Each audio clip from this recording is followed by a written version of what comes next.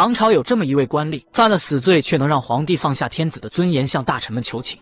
我求你们，就饶了党人洪一死吧。党人洪本是晋阳起义的元老，又跟着李世民南征北战，出生入死。可怎料他仗着自己功劳大，竟在广州贪赃枉法，鱼肉百姓。李世民得知此事后勃然大怒，于是立即将党人洪叫来当面训斥。而自知犯罪的党人洪也是羞愧的，始终不敢与李世民对视，只是一味的低头哭泣。党人洪啊，你是真让朕伤心呐！陛下，我知道错了，错了，完了！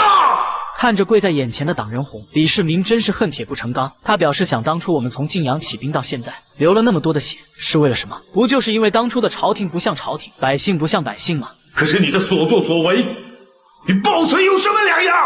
然而党人洪又何尝不明白这个道理？但他还是觉得打了一辈子的仗，自己能够九死一生的活下来已经很不容易了，现在就应该好好的享受享受。朝廷的俸禄不够，臣就闭嘴！你还有脸说？朕都替你丢人！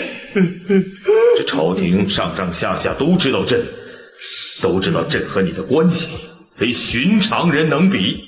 党人洪，你让朕怎么办？党人洪十分懊悔，但他懊悔的不是自己接下来的下场，而是伤透了李世民的心。愧疚的他无言以对。随后李世民命人将他带下去，接着转身询问4位心腹该如何处置此事。作为李世民最亲近的长孙无忌率先表示杀了党人洪，因为眼下贞观新政常常被武德老臣掣肘推行困难，而党人洪原是秦王府的人，所以咱们正好利用这次机会来震慑人心。这个党人洪原来是秦王府的一个将军，现在杀他正合适，杀一儆百嘛。长孙无忌的话虽有道理，但却并不是李世民心里想要的结果。于是他又转头望向才思敏捷的房玄龄和杜如晦，渴望从他们这里找到补救的办法。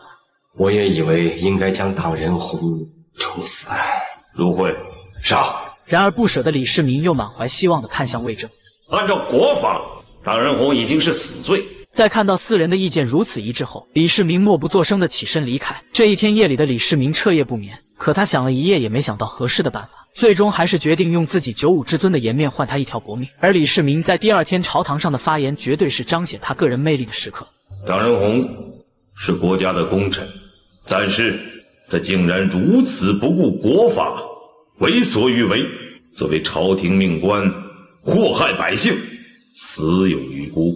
可是此时此刻，我面对党人洪却是满脑子的私情啊！想想党人洪一家父子3人跟着李世民一路南征北战，可还未等到天下安定，2个儿子就纷纷战死。大儿子死于薛举之战，我们中了埋伏，薛举的排箭第一个穿透党人洪的大儿子，满身的箭杆竟有10几枚。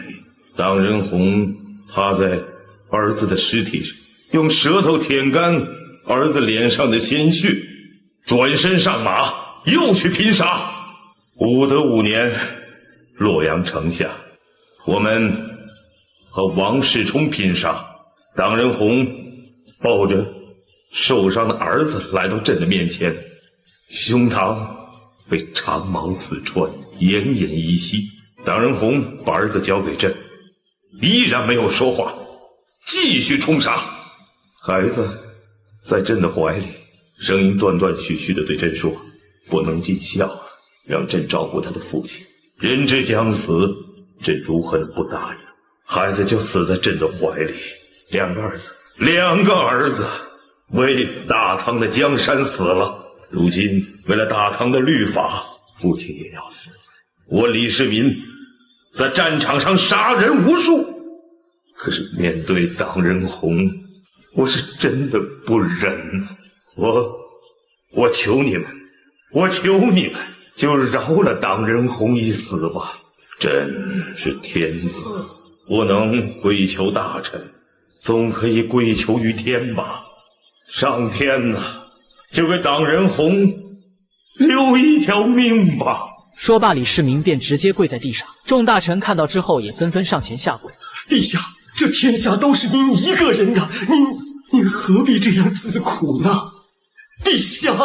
李世民为了让党人洪免于一死，作为天子的他，竟然会卑微请求大臣和上苍的原谅。试问有几个皇帝能做到像李世民这样？虽然说替党人洪求情会让李世民背负一个宽纵罪臣的名声，但同时也恰恰能够证明李世民是一个重情重义的皇帝。臣子们也会因为有这样一位领导者而感到欣慰。最终在李世民的下跪求情下，党人洪免去一死，被判流放3000里。在牢狱中得知此事的党人洪当场痛哭流涕。陛下呀，我该死，我该死，我该死，我该死！然而处理完党人洪的事情没多久，贞观2年，大唐又迎来前所未有的关中大旱，庄稼颗粒无收，导致百姓食不果腹，饿殍满地。而前1年和突厥签订的渭水之盟，也导致大唐国库消耗殆尽。各州府纷纷开坛求雨，可老天爷一点面子都不给，数日没有掉下一滴雨。如今只能靠大唐天子前来一试。好，我来。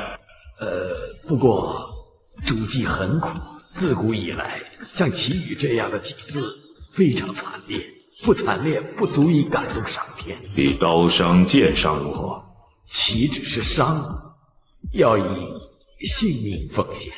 心念百姓的李世民并未退缩，身为天子的他也不允许自己退缩。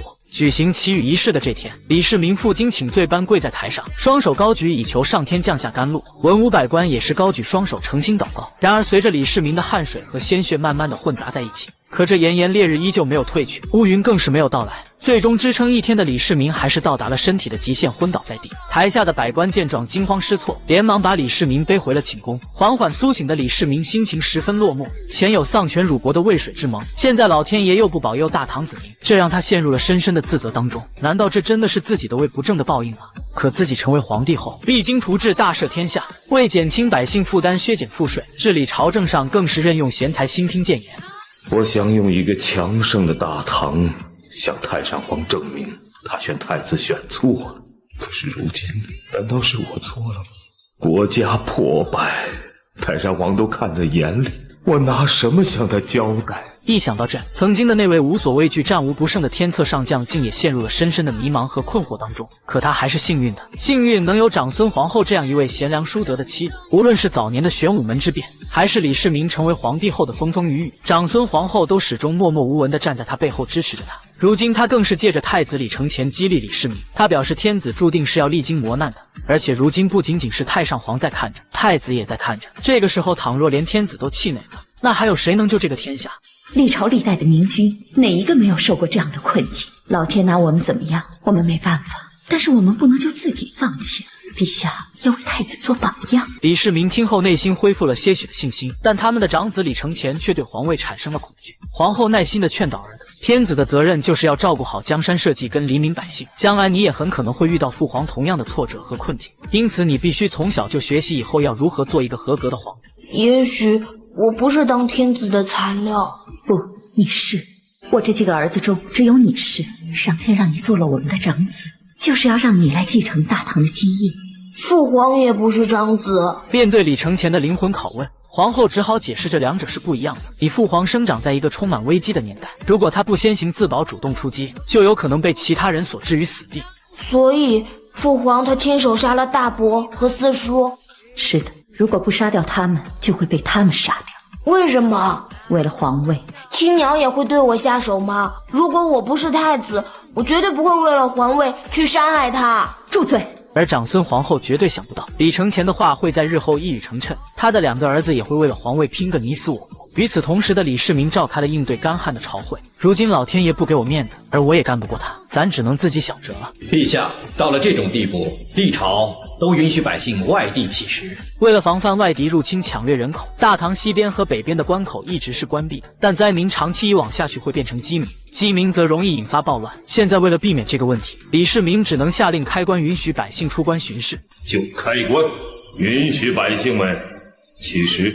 有了皇帝的乞讨文书，关中百姓纷纷拖家带口出关求活。玄奘法师也借此机会踏上了长达19年的取经之路。然而这边的朝上，魏征又开始怼李世民了，只因李世民免了一个老百姓的赋税，就遭到魏征一顿指责。陛下此举不仅错了，而且十分愚蠢。魏征，你也太放肆了吧！